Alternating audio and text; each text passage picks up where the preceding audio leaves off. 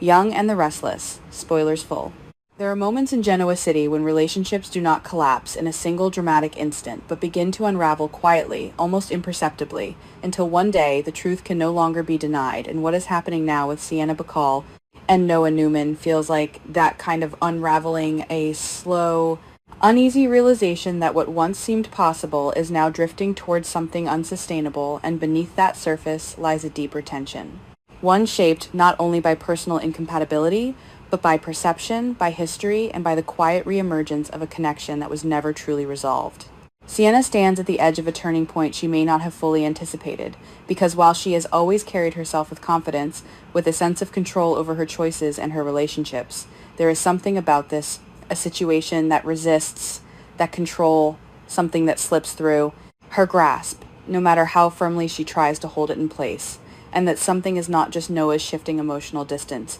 but the growing presence of Audra Charles, a presence that feels less like an interruption and more like a return, a reawakening of something that had been dormant but never truly extinguished. From the very beginning, there was a subtle imbalance between Sienna and Noah, one that could be ignored at first, but has become increasingly difficult to overlook, because their connection, while not without moments of sincerity, has never placed fully aligned on a deeper emotional level, and this misalignment is not about fault, but about nature, about who they are at their core. Because Sienna thrives in intensity, in complexity, in emotional confrontation, while Noah often seeks stability, clarity, a quieter kind of connection that does not demand constant negotiation. And while opposites can attract, they do not always sustain, and in this case, the differences seem to be creating distance rather than balance. What makes the situation even more layered is the perceptions surrounding them, because relationships in this world are never judged in isolation. They are filtered through the lens of audience expectation, of past associations of images that are difficult to separate from the present. And while this may not directly affect the characters themselves, it influences the narrative in ways that cannot be ignored, shaping how their connection is perceived and ultimately how it evolves. And from my perspective, this disconnect between perception and intention has made it difficult to fully invest in Sienna and Noah as a couple, not because they lack potential, but because their dynamic has never felt entirely cohesive. As this fragile connection begins to strain, the reemergence of Audra introduces a tension that feels both inevitable and transformative, because unlike Sienna, Audra shares a history with Noah that carries emotional weight, something that is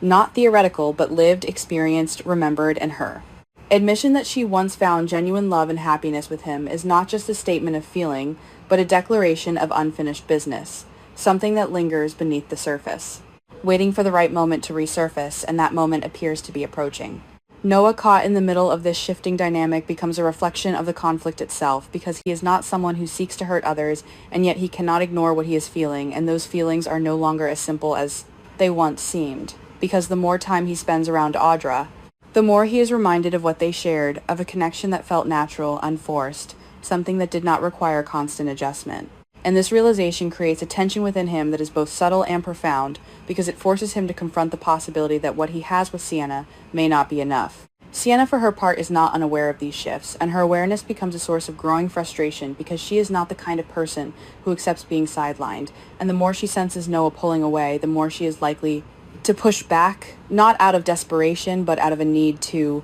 assert her place, to reclaim control over a situation that is slipping beyond her influence. And this creates a dynamic that is increasingly volatile, because it transforms what could have been a quiet separation into something more confrontational, more emotionally charged, where every interaction carries the weight of unspoken tension. From a narrative standpoint, this is where the story gains its edge, because it is no longer about compatibility, but about choice, about what each character is willing to pursue, and what they are willing to let go. And I find this particularly compelling, because it allows for a deeper exploration of motivation of the reasons behind decisions that are not always easy to justify. And while some may view Noah's potential return to Audra as predictable,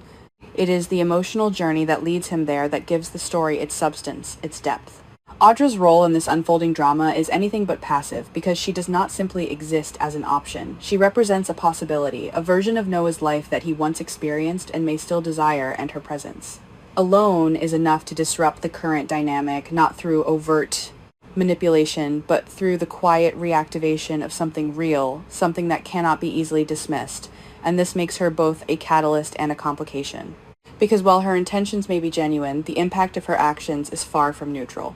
As the tension continues to build, the sense of inevitability becomes stronger because it feels as though the current relationship cannot sustain the weight of what is emerging, and the question is no longer whether Sienna and Noah will part ways, but how and what the fallout will be. Because in a world like this, endings are rarely clean. They leave behind echoes, unresolved emotions that have the potential to resurface in unexpected ways, and Sienna in particular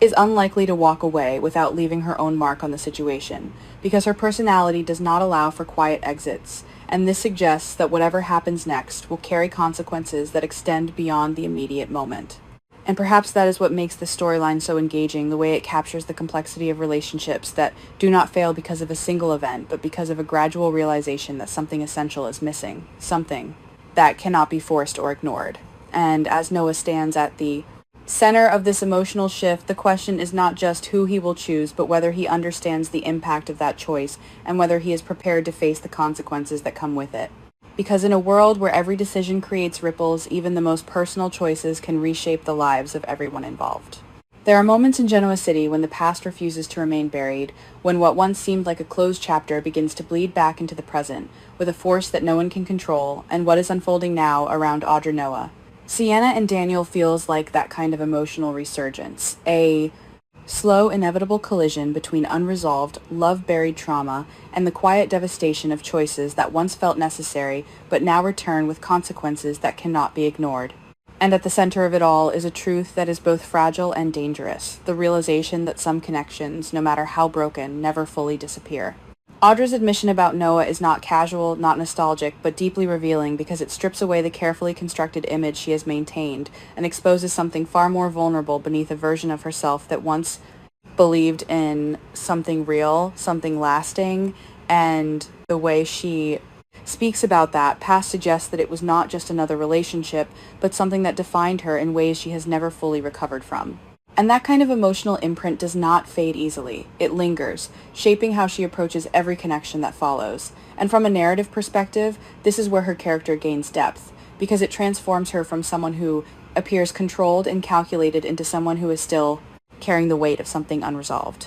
The mention of her miscarriage introduces a layer of complexity that shifts the entire dynamic, because it reframes the relationship between her and Noah as something far more profound than a simple romance. It becomes a shared trauma, something that binds them together even in absence, and the fact that this aspect of their history is being revisited suggests that the story is not just interested in rekindling their connection, but in exploring the emotional consequences of what they lost. And this is where the tension becomes particularly compelling, because it forces both characters to confront not just their feelings for each other, but the pain that accompanies those feelings. Noah, faced with the reemergence of this history, is placed in a position that is both emotionally charged and deeply uncertain, because while there may still be a connection between him and Audra, there is also the reality that their previous attempt at a relationship did not succeed, and this creates a tension between what was and what could be, between the desire to revisit something meaningful and the fear of repeating the same mistakes. And this internal conflict becomes a driving force in his arc because it forces him to question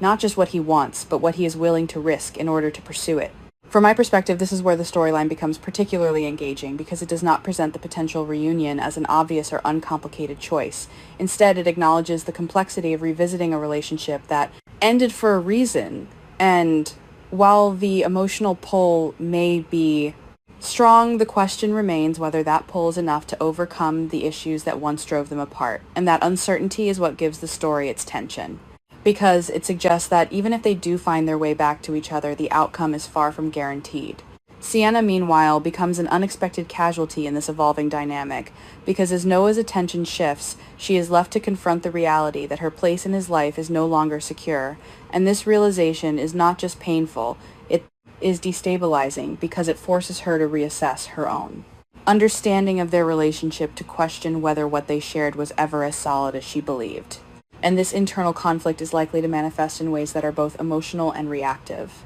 Because Sienna is not someone who processes loss quietly. She confronts it, challenges it, and in doing so often escalates the situation rather than diffusing it. What makes Sienna's position particularly interesting is the potential connection with Daniel, because both characters are navigating their own forms of emotional displacement. Daniel having stepped back from Tessa in order to allow her to reunite with Mariah, and Sienna potentially losing Noah to a past that has resurfaced, and this shared sense of loss creates a foundation for connection that feels both natural and complicated, because while they may find comfort in each other, that comfort is built on unresolved feelings that could easily resurface in ways that complicate their interactions. Daniel's emotional state adds another layer to this dynamic because while he understands that stepping aside was the right decision, that it allowed Tessa to pursue something that felt more authentic to her, that understanding does not eliminate the pain of what he has lost, and this creates a tension within him that is both quiet and persistent,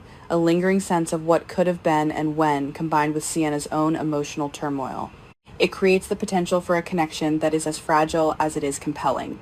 because it is rooted not in stability, but in shared vulnerability. From a narrative standpoint, this web of relationships is particularly effective because it does not isolate individual storylines, but allows them to intersect, to influence each other in ways that feel organic and layered. And I find this especially compelling because it reflects the complexity of real emotional dynamics where one relationship does not exist in a vacuum, but is shaped by the presence and influence of others, and the choices each character makes ripple outward,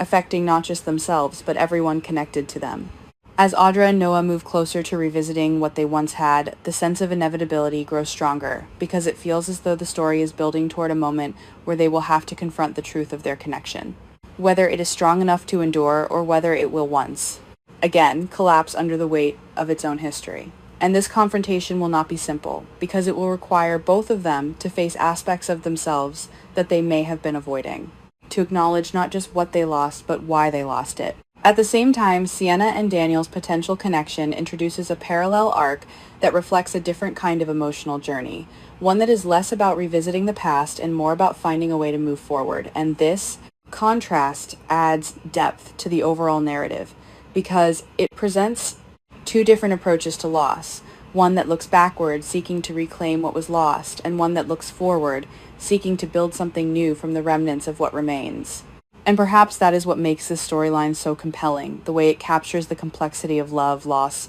and the choices that define how we navigate both, because there are no easy answers, no clear paths that guarantee happiness only. Decisions that carry weight, that shape the future in ways that are often unpredictable. And as these characters move closer to those decisions, the question is not just what will happen next, but whether they are truly ready to face the consequences of what they choose, and whether those consequences will bring them closer to resolution or deeper into the emotional chaos that has already begun to take shape around them.